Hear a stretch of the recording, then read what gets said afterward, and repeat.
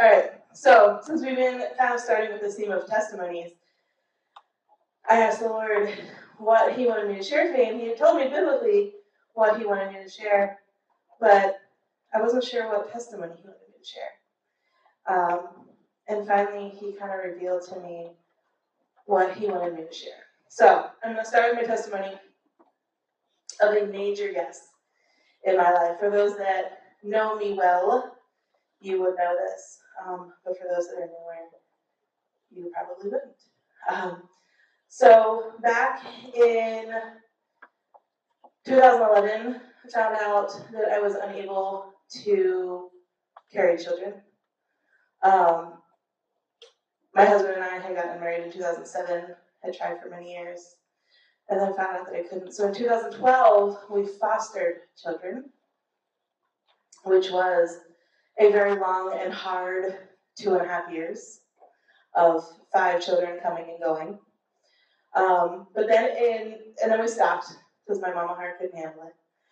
But in 2019, the Lord told me again that it was time to foster children. And I said, no, I don't think so. And he said, yes. I said, no. And I'm not going to talk to my husband about it, so don't ask. And I even told a friend of mine, and she was the only person that I had actually confided this in. And I told her, I said, don't you dare tell my husband. I do not want to hurt him. This was a painful thing for us.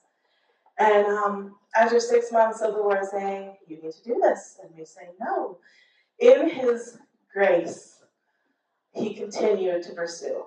And 6 months later, I broke down in front of my husband and I said, this is on my heart and it's very heavy. And there's a gap between us because I'm not telling you what's on my heart. So I told him, I said, please don't answer me though, just pray. And he goes, I don't have to. Because for 6 months, the Lord has been telling me the same thing. So, thanks to some amazing friends, one of whom is here today, who we owned a business with, they took over extra shifts on the weekends for us so that we could go do the 20 million hours of training again to again be foster parents. And it all got finished early in 2020. Told my husband, I said, we have to buy a new house. And he said, why? Because we had just a little 2-bedroom half house. And I said, because siblings are coming. And we don't have space. So we were house hunting in early 2020 as things are starting to get a little crazy. Houses are selling. But the Lord held our house for us. Our house had been on the market for guess how long? 6 months. That house had sat empty, unwanted, unpurchased, and was being held for us. So we bought our house, we moved in, and the next day the world shut down. And they couldn't come inspect our house. So all our things are done except that they aren't allowed to walk in our home because of COVID. So after about a month and a half, they were able to come in these big suits that they had to wear and wander through our house. 2 weeks later, I got a phone call and it says, your paperwork will be finished tomorrow, and a file hit my desk today. I will call you tomorrow. And when they called, it was for 3 children, older than I had wanted. I wanted no children over the age of 9. And it was for a 5-year-old, a 7-year-old, an 11-year-old boy. I was like, okay, Lord. Yes. So we told them yes. And 1 year later, we were able to adopt our children.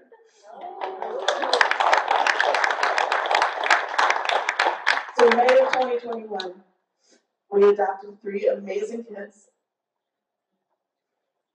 And that yes, even though it took me 6 months, not only changed my life and my husband's life, but it changed the lives of our children. Those children needed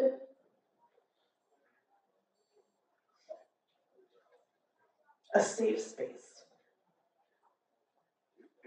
and to know the love of a father and a mother. They had been in 5 different homes before us, which is always a warning flag to a foster parent. But it was never their fault that they moved, and they just wanted to be loved. So as I prepared for this encounter, I asked the Lord, what do you want me to talk about? What biblical story do you want me to share that shows your love? And a yes. And immediately, without hesitation, he said, I want you to talk about Abraham and Isaac.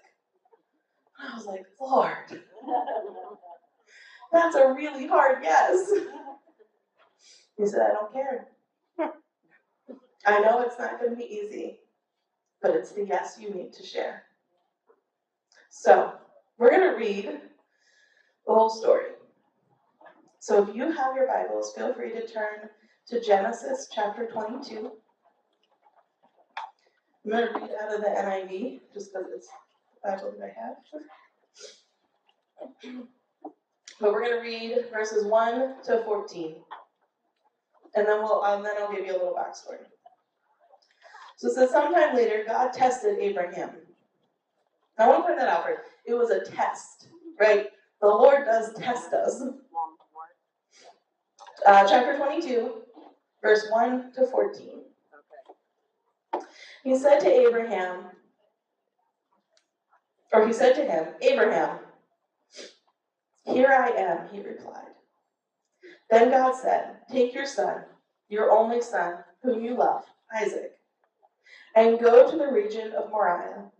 Sacrifice him there as a burnt offering on a mountain I will show you. Early the next morning, Abraham got up and loaded his donkey. He took with him 2 of his servants and his son Isaac. When he had cut enough wood for the burnt offering, he set out for the place God had told him about. On the 3rd day, Abraham looked up and saw the place in the distance. He said to his servants, stay here with the donkey while I and the boy go over there. We will worship, and then we will come back to you. Abraham took the wood for the burnt offering and placed it on his son Isaac, and he himself carried the fire and the knife. As the 2 of them went on together, Isaac spoke up and said to his father Abraham, Father? Yes, my son, Abraham replied. The fire and the wood are here, Isaac said, but where is the lamb for the burnt offering? Abraham answered, God himself will provide the lamb for the burnt offering, my son. And the 2 of them went on together. When they reached the place that God told him about, Abraham built an altar and arranged the wood on it. He bound his son Isaac and laid him on the altar on top of the wood. Then he reached out with his hand and took the knife to slay his son. But the angel of the Lord called out to him from heaven, Abraham, Abraham. Here I am, he replied. Do not lay a hand on the boy, he said. Do not do anything to him. Now I know that you fear God, because you have not withheld your son from me, your only son. Abraham looked up, and there was a thicket. He saw a ram caught by its horns. He went over and took the ram and sacrificed it as a burnt offering instead of his son. So Abraham called the place, the Lord will provide. And to this day it is said, on the mountain of the Lord it will be provided. So to give you a little backstory, at this point, Abraham was 100 when Isaac was born. Sarah, his barren wife, was in her 90s. This was a child that they had prayed for a very long time. I want you to notice that Abraham didn't hesitate at the Lord's request. He didn't try to bargain or barter with the Lord, and he was no stranger to bargaining with the Lord. As I was reading through Genesis, I got to the part about Sodom and Gomorrah. And it was Abraham who said, Lord, if there's at least 50 righteous people, will you save the land? He said, yes. Because what if there's only 40 righteous people? Will you save the land? Well, what if there's only 30 righteous people? Will you save the land? Right? So he's not a stranger to bargaining. But he didn't say to God, well, what if I take this instead? He immediately says, here I am, Lord, and did what he was asked of. Something else I noticed, and actually someone pointed this out to me the other day, I hadn't picked up on it, is that in verse 5, when he told his servants to stay with the donkey, he says, we will worship, and then we will come back. He didn't say, I will come back. He said, we will come back. One little word, we. We will come back. He already knew. Isaac knew that they were headed up to make a sacrifice and didn't have a lamb. But Abraham trusted that God was going to provide. And because of Abraham's trust in God, Isaac trusted that God would provide. Isaac allowed his father to tie him up and place him on an altar. Now, we don't know Isaac's exact age. I researched this. There is no exact age for Isaac at this point. But the belief is that he was probably in his late teens to early 20s. And that's believed because he was able to have the wood strapped onto him and be able to carry it up a mountain. So we know he wasn't like 5, right? If Isaac is 20, we'll just say, that makes Abraham 120. You can't convince me in any way, shape, or form that 20-year-old couldn't have pushed that old man down the mountain. Right? There's no way. He absolutely could have just said, I'm not doing this. Gone. So, but he didn't. Isaac believed in his father and his God enough to be obedient, to be tied up to an altar with your father standing over you with a knife, and didn't try to get away.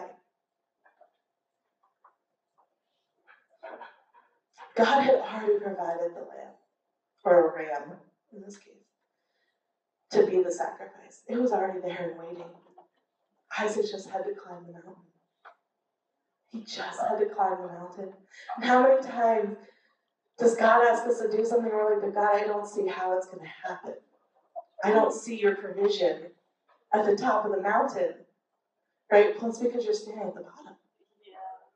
He couldn't see the ram from the bottom of the mountain. And this wasn't like a little half-hour trip of a mountain. They said on day 3, he told them to wait, and they would go the rest of the way. Right? So for 4 days, you're carrying all this stuff, knowing in your heart that God has asked you to sacrifice your son, and trusting that when you get to the top, you're going to see the provision. The other thing I found when I was studying this was actually a few chapters back in Genesis. And it was back in Genesis 17. And I had never noticed, again, I love when I'm studying for things like this because there's verses that just jump out. But in chapter 17, verse 19, God is talking to Abraham. He says, then God said, yes, but your wife Sarah will bear you a son, and you will call him Isaac. I will establish my covenant with him as an everlasting covenant for his descendants after him. So this is before Isaac's even born. God says to Abraham, I'm making you a promise that I'm going to make a covenant with Isaac. Now God says to Abraham, take this son, who I've not yet made this covenant with, to the top of the mountain and sacrifice him. And part of me wonders if that promise from God gave Abraham the assurance that God was going to provide the sacrifice. He had seen God's promises come true already. God had promised him at 99 that by the time you're 100, you'll have a son. And he saw it happen, something that was seemingly impossible. But God is true to his word. If he makes a promise, he's going to fulfill it. So there was no way to have sacrificed Isaac. His promise hadn't been fulfilled yet. So as I studied through all of this, it got me wondering, would I be willing to take my son, who is 16, who I prayed for a very long time, would I be willing to take him to the top of the mountain and sacrifice him? Would I go without hesitation, saying, "Here I am, Lord," like Abraham did?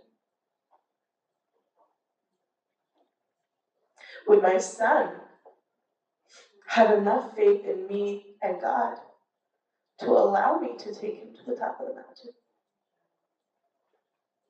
I actually asked my son that one day in the kitchen. He was helping me make dinner, and I said, "If God told me to take you to the top of the mountain and tie you up and place you on an altar and sacrifice you, would you let me do it, knowing that God would provide?" He goes, "No." Okay. Just wondering. Just curious. But that shows the depth of trust that Abraham and Isaac had in God. So maybe God isn't asking you to sacrifice your son, but he is asking you to take something up that mountain and sacrifice it. Sometimes he just wants our yes, our willingness to do it. I want to tell you about a few other seemingly small yeses, because I don't think that any yes is small. I think that every yes has big impact. But in the moment, these seemed small yeses. In 2022, I was strongly encouraged to take a freedom course due to being on staff at my previous church. That yes turned into a lot of inner healing, a lot of forgiveness, a lot of knowing who I am. That yes also brought me Heidi. It was a yes on both of our parts, I guess, because she didn't even attend church with me. She just heard about it and decided to come. After that, the Lord started telling me about a sermon that I was supposed to write on the following the voice and being obedient, which I wasn't being because I didn't write it. But he kept pressing on me, and that yes turned into me talking to Heidi saying, "Hey, if you ever need someone to share, I'm happy to share because the Lord is telling me this sermon." And that yes to her turned into me speaking at the fall of 2023 Ladies Encounter. Shortly after that, I was called out of children's ministry at my current church and into women's ministry. Now, mind you, I had been in children's ministry probably since 2010. So it had been a good 14 years of just working with children. I was the children's ed director at our church. I led a Wednesday night kids program. And God said, "You're done." I was like, "Why?" But when he said I was done, he also took all the grace that apparently he had been giving me to run children's ministry, because it takes an awful lot of grace to run children's ministry. And he took it all away, and I was like, "Oh, I don't want to work with kids is not fun anymore. And he gave me this heart for women, for women to know the love of the Father.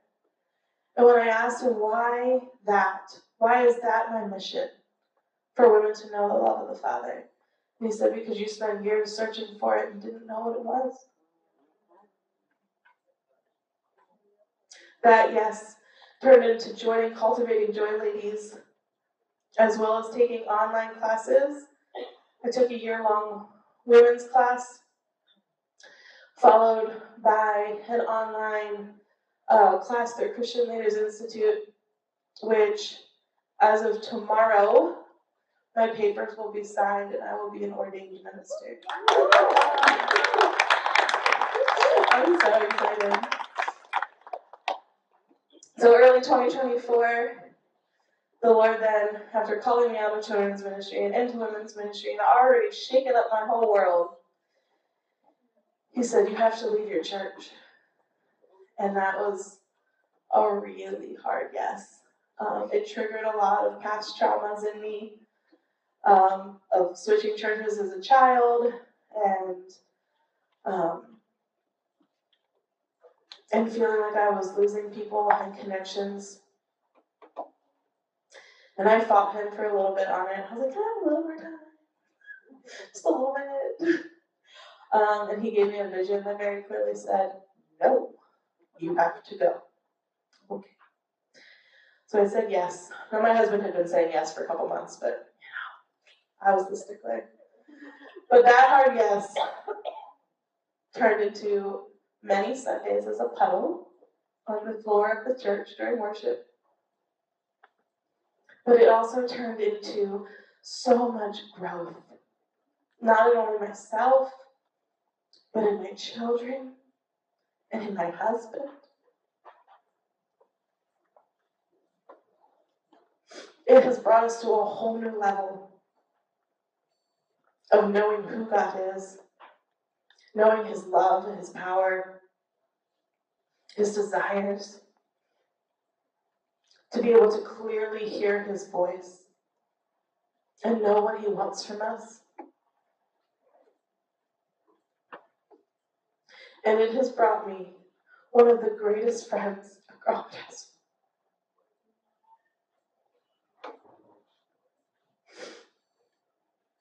And this friend, through Jesus, has helped heal so many broken spaces in my heart.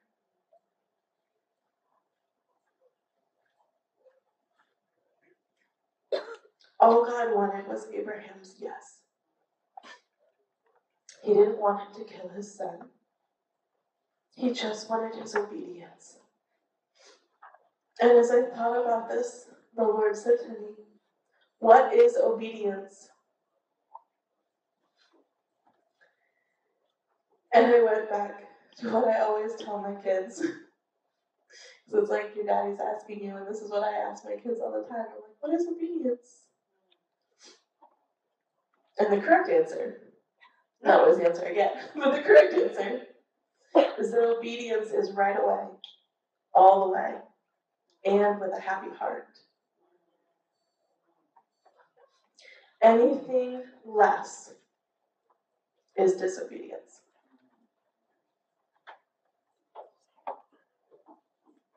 And I have been guilty of a lot of disobedience. Because I did not move churches with a happy heart. Or right away.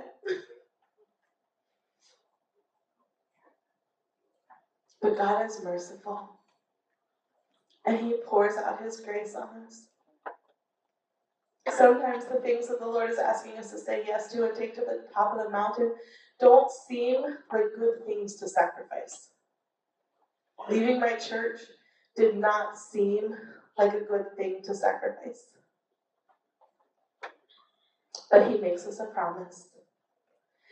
And his promise is in Romans. And I'm pretty sure it's actually our key verse for this thing. I just realized.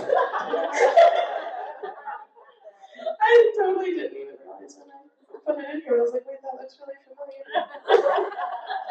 Romans 8:28. And we know that in all things God works for the good of those who love him, who have been called according to his purpose.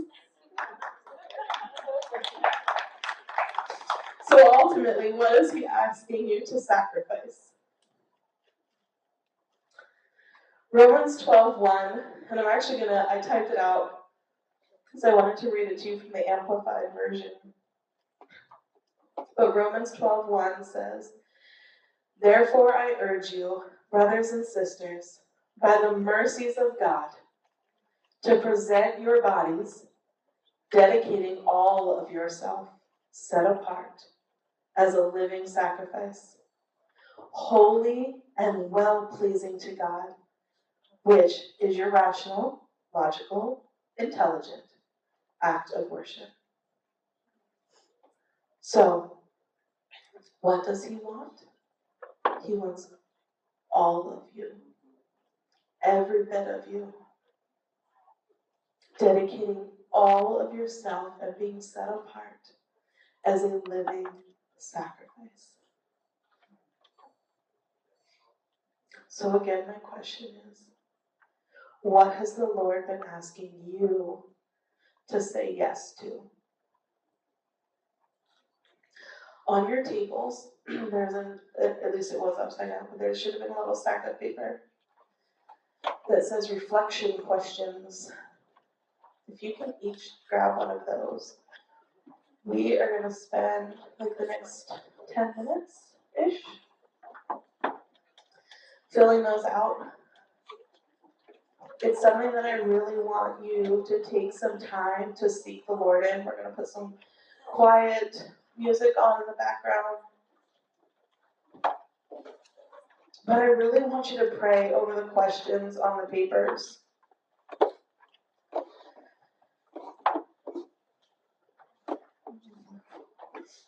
I'm going to grab one so that I can read them to you.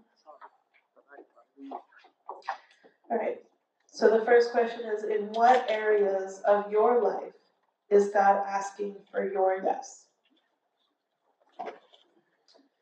Your second question is, in what areas have you told God no and been rebellious or disobedient?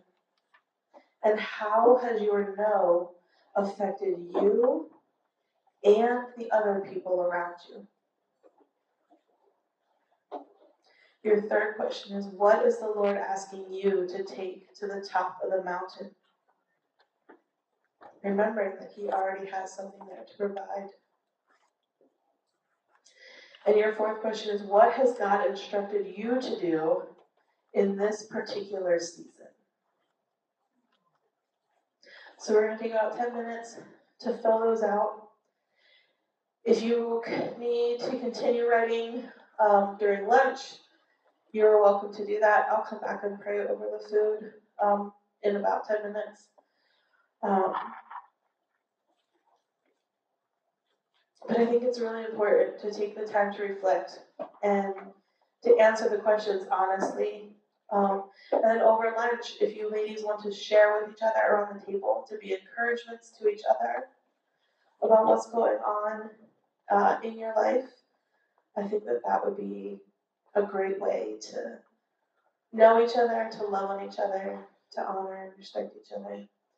So, yeah, I'm gonna let God do his thing. Thank you, ladies.